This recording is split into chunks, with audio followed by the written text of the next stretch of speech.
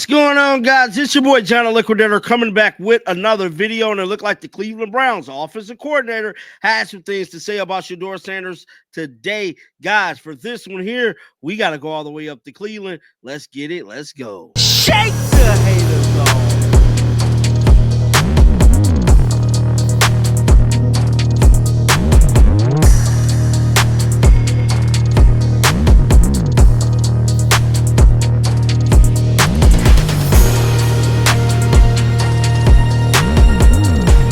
Everybody's having a good day today, man. Shedeur Sanders had a monstrous day in practice. We finna recap it all. A lot of people have been kind of having mixed reviews actually about the practice as well, because Shedeur Sanders allegedly did not get a chance to have reps with the ones, but as of right now, that is all alleged. Like I stated, but I'm telling you this for sure. Shedeur Sanders got a monster arm, and it was definitely displayed today at practice. A lot of footage has been released from the Cleveland Browns OTAs today, and Shedeur Sanders threw touchdown after touchdown after touchdown, bro. I can guarantee you that. And it's just a beautiful thing to see, man. This is what you want to see out of him. But with all that being said, let's head on over to X and check out some of these clips of Shedeur Sanders taking over the field today, dog. So it's being reported that Shedeur Sanders in practice with a touchdown pass to Keyshawn Johnson in 7-on-7s. This is one of the clip here. Now, there was a touchdown pass, and people was like trying to say he didn't throw or something like that. This is more footage of Shedeur Sanders from practice. Let's see here. This is some more.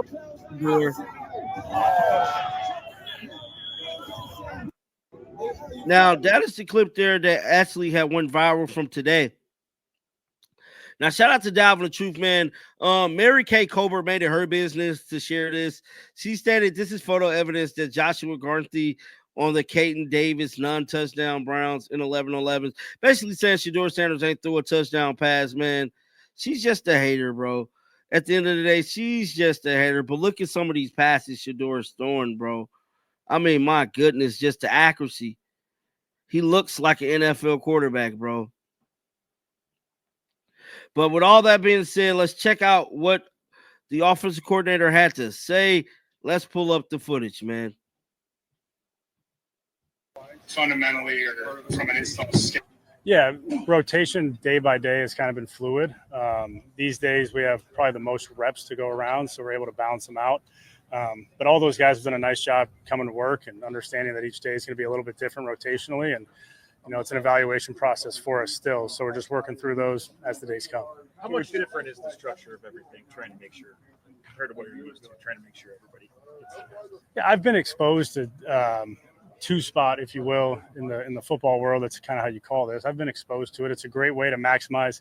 Look, it's not just one position group that's able to get maximized. You look at young wideouts, young linemen, young skill players across the board that we can get so many reps for now, instead of them just, you know, getting the reps from the sideline or mental reps, as Coach Speak would say. You know, like now they're actually out there learning on the fly, and things come up. You might run the same play on two different fields, get two different defenses, and now you have two opportunities to coach off of. So I really do think it benefits the entirety of the team. I know it's a small sample size, but what have you seen the most growth between Dylan and Shedeur?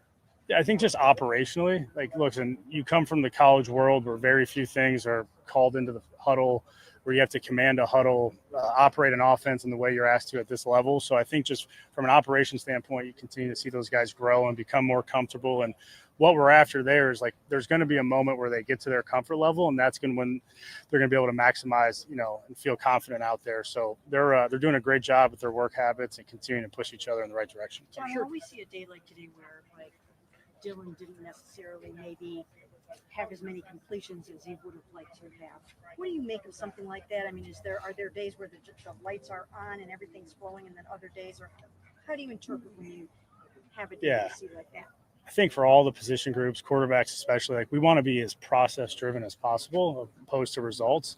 Like as long as our process is in the right place, our decision making is in the right place, we'll continue to coach the fundamentals and get the physical to follow it. But we want to focus on, okay, is he processing at the high level?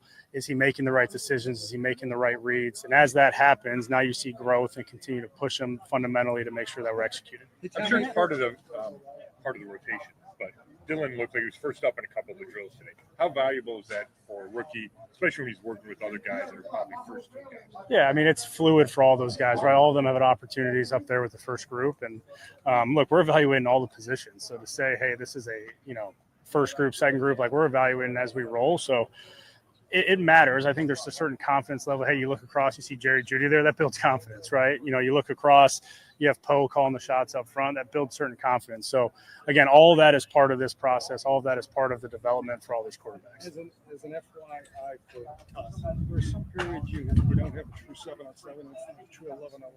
Yeah. Is that just a shortage of players, or are those designed to be 11-on-8 and 8-on-6? We're very intentional. When you see kind of a half line of an offensive line, we're trying to make sure that as the quarterbacks, the offensive line, that we're always doing something to gain benefit of it, right? We run 7-on-7, you take a 3-step drop, you throw the ball, great. But that's not real football, right? So can we give a presence in front of the quarterback so they feel something? Can we work line games so the line's working during that period? So it's by design to make sure that we're continuing to press as much real football as we can. Is that period called something? Different? Not really, no. Yeah. When you have 3 young players, 2 rookies, and then obviously Kenny's still a young player, just how beneficial is it to have someone with Joe's experience in that room? Not so much to tell these guys what to do, but to basically just kind of set the example with his daily. Yeah, you can learn so much by just observing him, right? And just learning from the way he approaches each day, the way he is in meetings, the way he is on the field. Those guys all gravitate towards him, right? I mean, you get Joe telling a story, though, it might interrupt your meeting a little bit. So he's been so much fun to work with, so great for those young guys. And he's out here competing like it's year 2 for him. So it's been a really fun dynamic that way, and it makes it really rewarding for all of us. As you and Kevin has kind of used the offseason to build out the offense and what that looks like, how do you use this time period to install what you can versus kind of prep for mini camp and then training? Yeah, there's a balance, right? We're installing our offensive system. We want to make sure there's certain things that fundamentally or from an install schedule standpoint that we're covering. It's also a time of the year where you're looking at things, right? There's stuff we studied, there's stuff that we want to try. It is a time of year to push the limits on those, and you use this as an evaluation period, not only from a player standpoint, but also schematics. So then when you hit training camp, you're shoring out your identity a little bit. As far as Kenny Pickett is concerned, when we talked to him last week, he talked about the fact that he has to learn the terminology. He also has to kind of hone his pocket presence a little bit and, play more under center and all those kinds of things. So and he said it takes like 2 years to really get good in the system. So when I heard him say some of those things, I wondered, is he going to be ready to go week 1 if that's the way that it works out, and how is he coming along? Yeah, he's doing a really nice job. I think, the terminology in a system, those are fluid concepts, usually are understood. Those are pretty universal at times. So Kenny's done a really nice job with everything we've asked him to do. We're pushing certain areas with him, continuing to try to improve his game. And, again, he's done a nice job through the first week and a half, and we expect him to continue to grow. Tommy, Joel talked a couple days ago about kind of a renewed toughness trying to be instilled in the, on the team as a whole, but especially on the offense.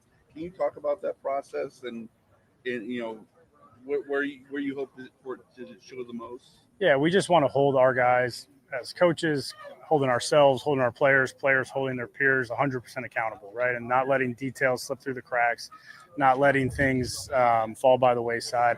A lot of that's mental toughness, right? So when you talk about callousing the team and having that toughness, a lot of it's just mentally making sure that we're all up to the standard at which we want to hold ourselves to, players and coaches. I think it was in a t-shirt today, but we saw him working last week too. What have you seen from him this offseason after some of the injury struggles he went through last year? What are you expecting for this season this year? Yeah, Sed's done a nice job. He's a great threat for us. That middle part of the year where he really started taking off, I kind of see him pick up where he was. So that was the Browns offensive coordinator speaking about Shedeur Sanders and Dillon Gabriel today. Guys, get down in the comment section. Let me know your thoughts about this. Keep them bells on because you know what? I'm going to bring you the news. And until next time, shake the haters off. I'm out of here, baby. Peace out. We coming. You should have seen by now. Coming. Yeah, they talking about it. We coming. They doubting us. We coming. They saying. We coming. They think it's a game. We coming.